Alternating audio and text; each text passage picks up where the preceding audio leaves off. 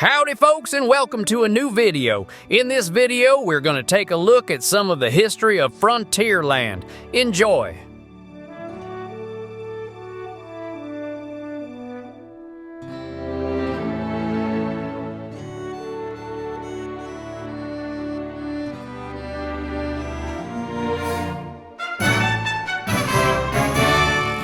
Before entering Frontierland, the name of this land deserves a translation and an explanation. Frontier and Frontierland has nothing to do with customs. The frontier is an American myth. It is the imaginary line that pioneers pushed back between the known world and the rest of the continent that they yet had to discover.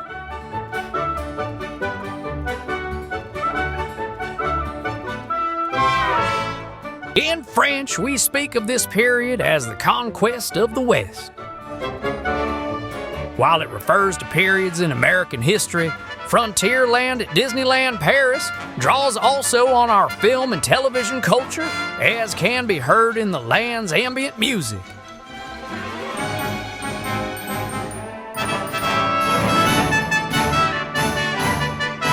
Walt Disney enjoyed this period so much that some films and TV shows were made about it. The most famous Disney heroes and productions in Europe are Zorro and Davy Crockett. As a result, Frontierland in Disneyland, California represented 1/3 of the park surface area when it opened in 1955. At Disneyland Paris, the major phases of the conquest of the West are found in a fictional city called Thunder Mesa.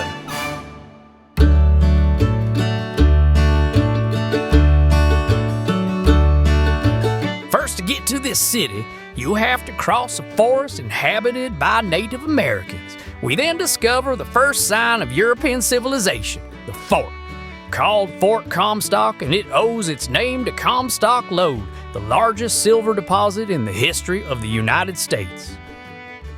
The first European settlers are called pioneers, and we see them battering with Native American inhabitants. On the main sign of Tobias Norton and Sons. The settlers' homes were then rustic and made of materials found in the forest, such as tree trunks. The conquest of the West passes through the southwest of the USA and its Hispanic architecture. Years later, sawmills and paint appeared. The buildings are then made of boards and decorated. Then came an event that would change the lives of Thunder Mesa's people. Here is the illustration. The name of this establishment, Nugget in the Luckin' Nugget Saloon, doesn't mean chicken nugget. Nugget means hunk in English, and we are here referring, of course, to a gold nugget. The gold discovery in December 1848 changed Thunder Mesa's life. Some became rich, while others were less fortunate. But this is another story.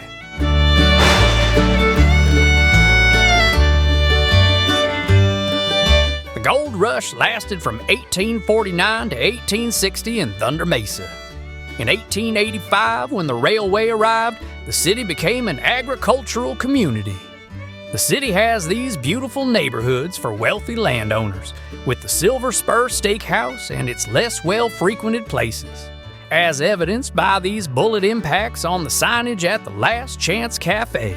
But there are mostly farms, huge estates called ranches, symbolized by the cowboy, turned by Hollywood into a solitary and vigilante hero. In reality, it was mostly lasso pros who looked after the cattle. All of them, the cowboys, their mounts, and their cattle, usually gathered in the barns with they characterize as red color. The Disneyland Paris one has a particularity inside of it. All of the chairs and tables are different, because the guests had to bring their own chairs and tables. Before we go any further, let's enjoy some nice country music here at the Cowboy Cookout. 1, 2, 3, 4.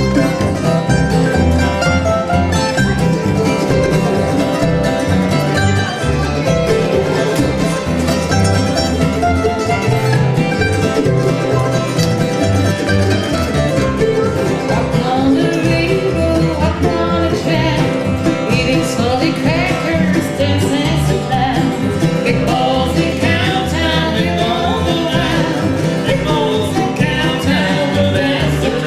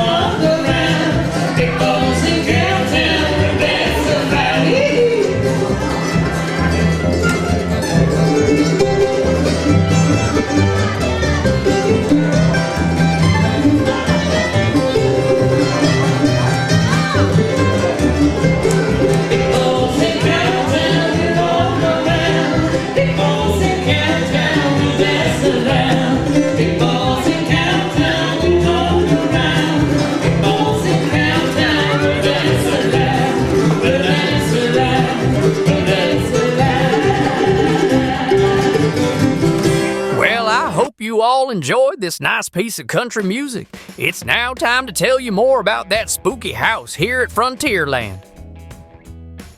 Things got a bit messier for the owners of the Big Thunder Mine.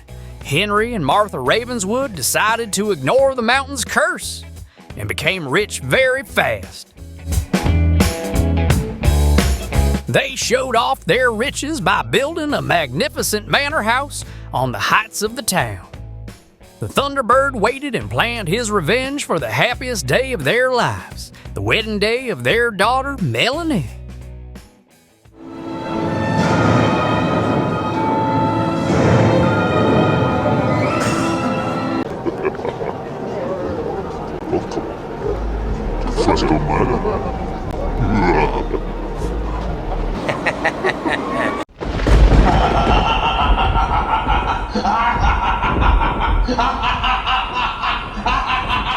On that day, or maybe the day before, Henry and Martha died during an earthquake with thunder rumbling all around.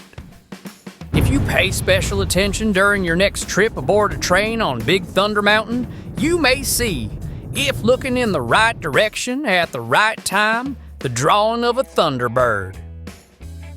This detail is unique to Disneyland Paris. But that's not all. Melanie Ravenswood, her guests and servants all found themselves trapped inside the manor, unable to celebrate the wedding. How come none of Melanie's 4 suitors made it to the ceremony? Well, it seems her father, Henry, didn't deem any of them worthy of his daughter and found a way of stopping the ceremony from taking place, even from beyond the grave. The house began to deteriorate and is now called Phantom Manor. Are you brave enough to come visit?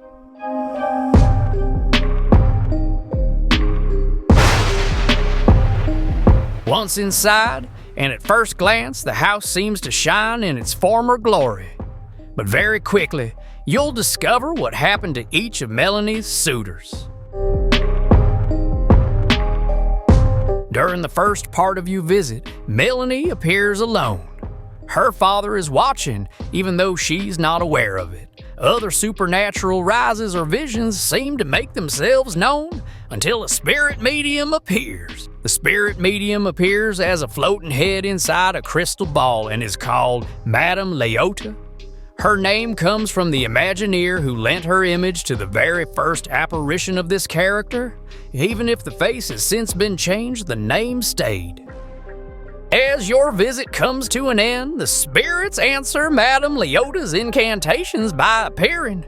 The mood becomes lighter as you travel through the ballroom and beyond, ending your journey in Phantom Canyon.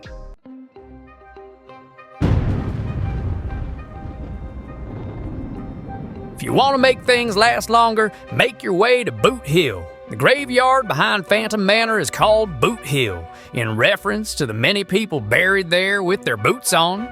Here you'll find amusing epitaphs in this mysterious tomb with no name.